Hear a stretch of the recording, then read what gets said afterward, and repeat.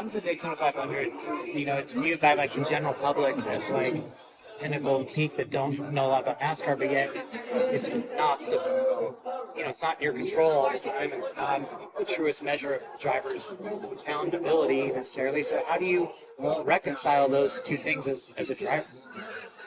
It's really difficult.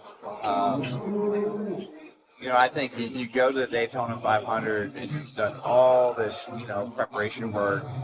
Some of it by the nature of being the biggest race of the year, but a lot of it by nature of it being the first points-paying race of the year. You spend so much time preparing for Daytona. And you get there and kind of the result feels more often than not kind of unearned either way. And so like many things in life, you just have to recognize that it's not always fair and accept it, move on. But it's just difficult to reconcile for sure. Is there any explanation for why there was so much work put into like windshield wipers and rain package and stuff?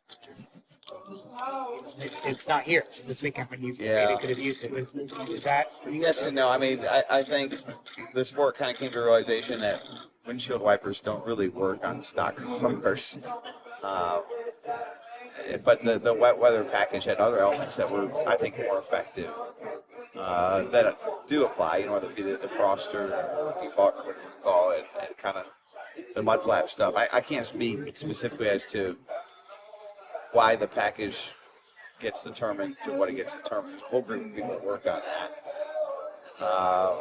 But in general, I don't think that's going to be what holds us back, having wipers or not having wipers, to being able to race if it does rain here or somewhere else.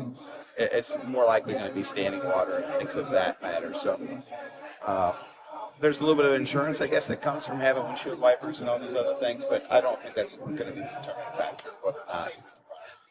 How much rain or how wet can it be for you to run on this track? It's going to be really hard if there's significant standing water. I mean, I don't know if I have a measurement for what that means, but significant standing water is the challenge. And I think you go back to North Wilkesboro last year when we had those heat races and the track was wet, but there wasn't standing water, and that seems to be the threshold.